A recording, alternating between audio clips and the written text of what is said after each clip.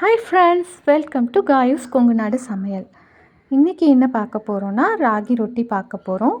இது ரொம்ப கிறிஸ்பியாக இருந்தது, டேஸ்டியாக இருந்தது, அப்புறம் ஹெல்த்துக்கும் ரொம்ப நல்லது. ரொம்ப டேஸ்டியாக இருக்கும். இது ஒரு தடவை செஞ்சு சாப்பிட்டு பார்த்தீங்கன்னா திரும்பி திரும்பி செய்வீங்க. இப்போது ராகி மாவு ஆட் பண்ணிக்கலாம். ஒரு 2 கப் அளவுக்கு மாவு இருக்கும். சின்ன கப்னால் 2 கப் அளவுக்கு, பெரிய கப்னால் 1 கப் அளவுக்கு இருக்கும். ஸோ நம்ம ராகி மாவு ஆட் பண்ணிக்கலாம். இப்போது கோதுமை மாவும் கொஞ்சம் ஆட் பண்ணிக்கலாம். ராகி மாவு அப்புறம் கோதுமை மாவு. கோதுமை மாவு வந்து ஒரு 1/4 கப் அளவுக்கு எடுத்துக்கோங்க, இல்லைன்னா 1/2 கப் அளவு எடுத்துக்கோங்க. அது ஒரு டேஸ்ட்டுக்காக. இப்போது தேவையான அளவு சால்ட் ஆட் பண்ணிக்கலாம். அப்புறம் பொடியாக கட் பண்ண ஆனியன் ஆட் பண்ணிக்கலாம். கருவேப்பிலை, மல்லி இலை இருந்தால் மல்லி இலை ஆட் பண்ணிக்கோங்க. அப்புறம் பச்சை மிளகாய் ஒன்று ஆட் பண்ணியிருக்கோம்.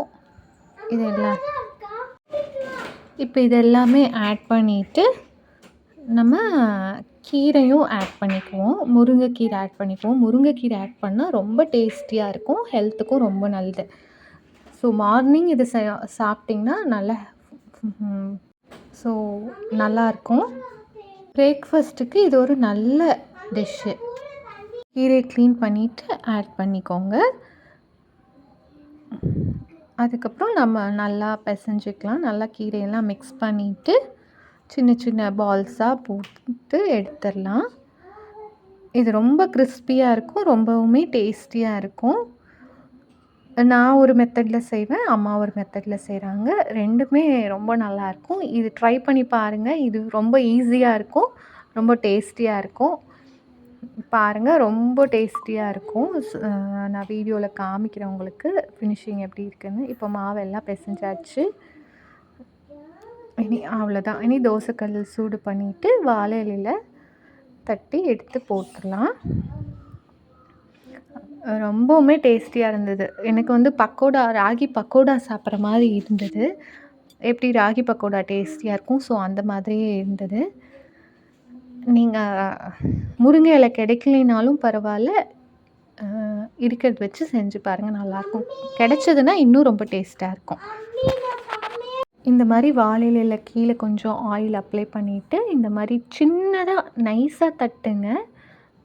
நைஸாக தட்டினா தான் நல்லாயிருக்கும். நீங்கள் தடியாக தட்டிட்டிங்கன்னா அது அவ்வளோ நல்லா இருக்காது. எப்போவுமே ரொம்ப நைஸாக தட்டணும். கிட்டத்தட்ட சப்பாத்தியை விட கொஞ்சம் தான் பெருசாக இருக்கணும். அந்த சைஸ்க்கு இருந்ததுன்னா ரொம்ப டேஸ்ட்டாக இருக்கும். உங்களுக்கு ஒட்டாது. சப்போஸ் ஒட்டுற மாதிரி ஃபீல் ஆச்சுன்னா கொஞ்சம் ஆயில் கையில் அப்ளை பண்ணிக்கோங்க. உங்களுக்கு ஒட்டவே ஒட்டாது. ரொம்ப டேஸ்டியாக தான் இருக்கும். எந்த அளவுக்கு உங்களால் நைஸாக தட்ட முடியுமோ அந்த அளவுக்கு நல்லா நைஸாக தொட்டிக்கோங்க. இந்த மாதிரி உங்களுக்கு பிரிஞ்சு வந்தாலும் அந்த இடத்த அட்ஜஸ்ட் பண்ணி ப்ரெஸ் கொடுத்தீங்கன்னா திரும்பி அது அட்டாச் ஆகிக்கும். அவ்வளோதான். இனி வந்து நம்ம சப்பாத்தி கல்லில் போட்டு எடுத்துடலாம். பாருங்கள் எப்படி போடுறாங்கன்னு பாருங்கள். ஸோ இந்த மாதிரி போட்டுட்டு அப்புறம் இலையை மட்டும் ரொம்ப ஸ்லோவாக போடுங்க. ஸ்லோவாக போட்டுட்டு இலையை எடுத்துக்கோங்க. எடுத்துகிட்டு இதுக்கு வந்து ஆயில் ஆட் பண்ணிக்கலாம். கடலெண்ணெய் ஊற்றினீங்கன்னா ரொம்பவுமே டேஸ்டியாக இருக்கும். நாங்கள் வந்து மேக்ஸிமம் கடலெண்ணெய் தான் யூஸ் பண்ணுவோம். கோயம்புத்தூர்லேயே கடலெண்ணெய் யூஸ் பண்ணுவாங்க. கொங்கு நாடுனாலே கடலெண்ணெய், நல்லெண்ணெய், தேங்காய் எண்ணெய் எல்லாமே மிக்சடாக தான் யூஸ் பண்ணுவோம். இப்போது அடுத்த அடையை தட்டி வச்சுக்கலாம். ரெடியாக இருக்கும். இது வேகணும்.